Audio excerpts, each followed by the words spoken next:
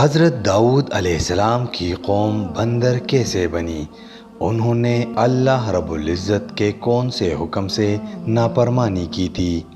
دوستوں، اللہ رب العزت نے حضرت داؤد علیہ السلام کو بادشاہیت عطا کی تھی۔ انبیاء کرام علیہ السلام میں حضرت آدم علیہ السلام کے بعد حضرت داؤد علیہ السلام ہی وہ پیغمبر ہیں جنہیں قرآن کریم نے خلیفہ کے لقب سے نوازا ہے۔ حضرت داؤد علیہ السلام کی قوم کے 70,000 آدمی عقبہ کے پاس سمندر کے کنارے ایلا نامی گاؤں میں رہتے تھے، اور یہ لوگ بڑی فراخی اور خوشحالی کی زندگی بسر کرتے تھے۔ اللہ رب العزت نے انہیں بے شمار نعمتوں سے نواز رکھا تھا، اور یہ لوگ خدا کی عبادت سے غافل ہو گئے تھے۔ ناظرین، اللہ رب العزت نے ان لوگوں کا اس طرح امتحان لیا کہ ہفتے کے دن کا ادب ان پر لازمی قرار دیا۔ اس دن مچھلیوں کا شکار ان لوگوں پر حرام فرما دیا، اور ہفتے کے باقی دنوں میں شکار حلال تھا، مگر اس طرح ان لوگوں کو آزمائش میں مبتلا فرما دیا کہ ہفتے کے دن بے شمار مچھلیاں آتی تھیں اور دوسرے دنوں میں کم مچھلیاں آتی تھیں۔ تو شیطان نے ان لوگوں کو ورگلایا کہ سمندر سے کچھ نالیاں نکال کر خشکی میں چند حوض بنا لو، اور جب ہفتے کے دن ان نالی کے ذریعے مچھلیاں حوض میں آ جائیں تو نالیوں کا منہ بند کر دو، اور اس دن شکار نہ کرو، بلکہ دوسرے دن آسانی کے ساتھ ان مچھلیوں کو پکڑ لو۔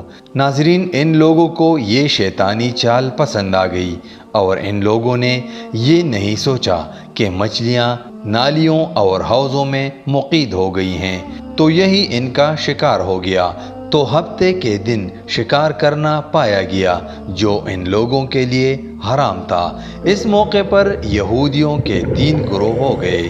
کچھ لوگ ایسے تھے جو شکار کے اس شیطانی حلیے سے منع کرتے تھے اور شکار سے باز رہے، جبکہ دوسرے گروہ کے لوگ ان کام کو دل سے تو برا جان کر خاموش تھے، مگر دوسروں کو منع نہیں کرتے تھے، بلکہ منع کرنے والوں سے کہتے تھے کہ تم لوگ ایسی قوم کو کیوں نصیحت کرتے ہو جنہیں اللہ رب العزت ہلاک کرنے یا سخت سزا دینے والا ہے۔ جبکہ تیسرا گروہ وہ ذلیل و نافرمان لوگ تھے جنہوں نے اللہ کے حکم کی مخالفت کی اور شیطان کے حلیے بازی کو مان کر ہفتے کے دن شکار کر لیا، کھایا اور بیچا بھی۔ ناظرین، جب نافرمانوں نے منع کرنے کے باوجود شکار کر لیا تو منع کرنے والی جماعت نے کہا کہ اب ہم اس معیشت کاروں سے کوئی میل ملا نہیں رکھیں گے۔ چنانچہ ان لوگوں نے گاؤں کو تقسیم کر کے درمیان میں ایک دیوار بنا لی اور آمد و رفت کا ایک الگ دروازہ بھی بنا لیا۔ حضرت داؤد علیہ السلام نے عذابناک ہو کر شکار کرنے والوں پر لعنت فرما دی۔ اس کا اثر یہ ہوا کہ ایک دن خطا کاروں میں سے کوئی بھی باہر نہیں نکلا، تو انہیں دیکھنے کے لیے کچھ لوگ دیوار پر چڑھ گئے تو کیا دیکھا کہ وہ سب کے سب بندر بن گئے تھے۔ اب لوگ ان مجرموں کا دروازہ کھول کر اندر داخل ہوئے تو وہ بندر ان کے پاس آ کر ان کے کپڑوں کو سونگھتے تھے اور زار و قطار روتے تھے، مگر لوگ ان بندر بن جانے والوں کو نہیں پہچانتے تھے۔ ان بندر بن جانے والے لوگوں کی تعداد تاریخ میں 12,000 لکھی ہوئی ہے۔ یہ سب 3 دن تک زندہ رہے اور کچھ بھی کھا پی نہ سکے، بلکہ یوں ہی بھوکے پیاسے سب کے سب ہلاک ہو گئے۔